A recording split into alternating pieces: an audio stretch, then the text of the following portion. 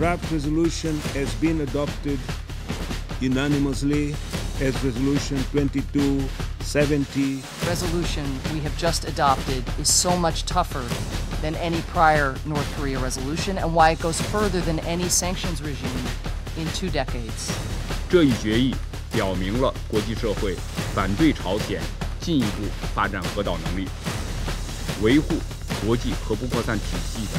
Российская Федерация решительно осуждает нарушение Пхеньяном соответствующих резолюций Совета Безопасности ООН.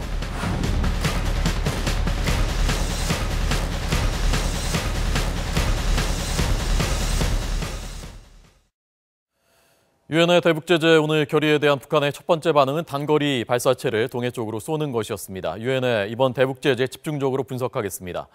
김정은 제1위원장이 쓰는 이 잿더리가 있습니다. 이 잿더리가 유리 잿더리가 아니라 크리스탈 잿더리입니다. 이번 유엔 대북제재에는 이런 것까지 포함을 시켰습니다. 김정은의 취향 저격이라고 할까요? 북한 주민들뿐만이 아니라 실제로 그동안은 아무리 제재해도 자신은 고통을 못 느꼈던 본인도 고통을 느낄 수도 있다는 얘기입니다. 먼저 김정혜 기자 리포트 보시겠습니다. 담배 애호가인 김정은 제1위원장이 가는 곳에는 언제나 값비싼 크리스털 잿더리가 따라다닙니다.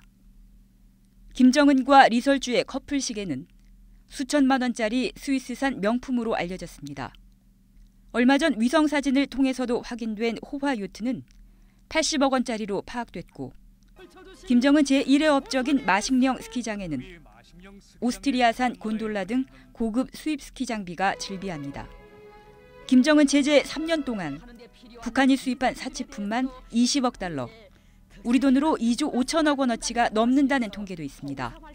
있는데 그 남포항에 기증품 창고란 게 있어요. 그 기증품 창고에 보면 이제 김일성이 때부터 시작해서 지금까지 저기 선물 물자들, 본인들이 쓰고 살 이렇게 선물 물자들이 다 들어가는데 이게 어마어마하거든요.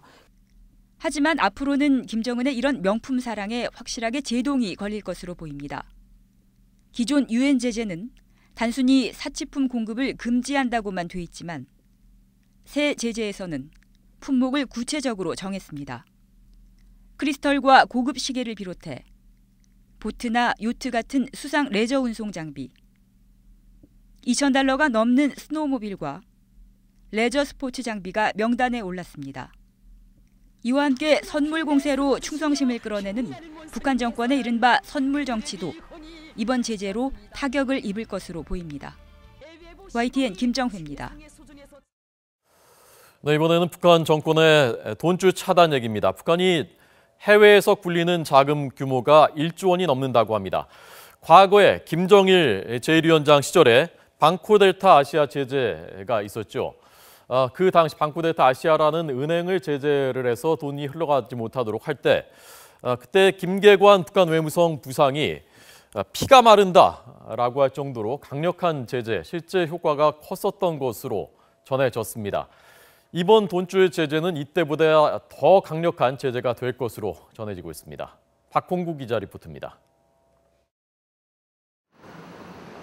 미국은 지난 2005년 마카오 은행 방코델타 아시아 BDA를 통해 북한이 돈 세탁을 한다고 보고 북한 계좌를 모두 동결시켰습니다. 이 BDA 제재는 이전에 나왔던 가장 강력한 금융 제재로 손꼽히며 돈줄이 막힌 북한이 결국 대화 테이블로 나오도록 했다는 평가를 받습니다. 그런데 이번에 유엔이 내놓은 금융 제재는 BDA 제재를 뛰어넘습니다. 북한은행은 더는 해외에 지점을 새로 만들 수도 없고 기존에 있는 지점도 모두 폐쇄해야 합니다. 대표적으로 단천 상업은행이 표적이 돼 대표부터 행장, 베트남과 시리아 지점장까지 모두 제재 명단에 올랐습니다. 결의안에 직접 들어가지는 않지만 중국에 있는 상당수 지점도 문을 닫게 될 것으로 보입니다.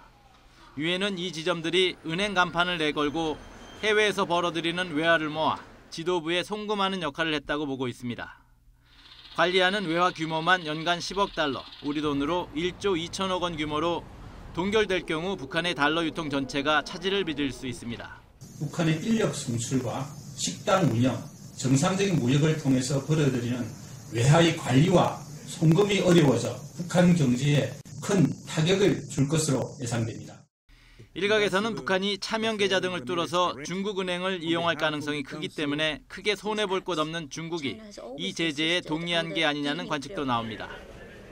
유엔은 이와 함께 북한이 금괴 등을 이용해 제재를 회피할 가능성도 있다고 보고 금 거래도 전면 금지했습니다. YTN 박홍구입니다.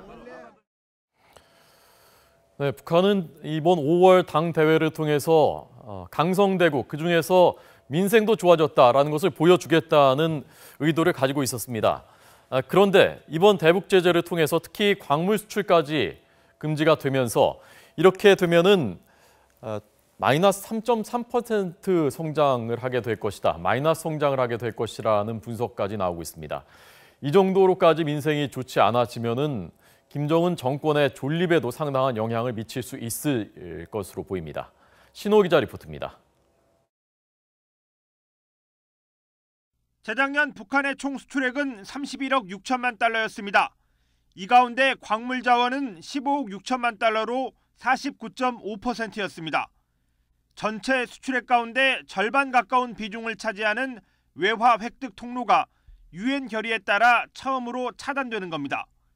석탄과 철광석, 금, 티타늄, 히토류 등 북한의 주요 수출 광물이 모두 포함됩니다. 광물 수출을 통해서 벌어들인 외화 자체가 북한 경제의 하나의 지렛대 역할을 하고 있는데 특히 김정은 체제에서 추진되고 있는 각종 경제 사업도 차질이 예상이 되고 특히 북한의 장마당을 중심으로 한 북한 주민의 생활에도 큰 영향이 예상이 된다고 하겠습니다. 북한 전체 산업에서 광업은 13%를 차지할 정도로 비중이 큽니다. 광물 수출이 금지되는 경우를 2014년에 적용하면 북한의 경제 성장률이 1%에서 마이너스 3.3%로 떨어진다는 분석도 나왔습니다.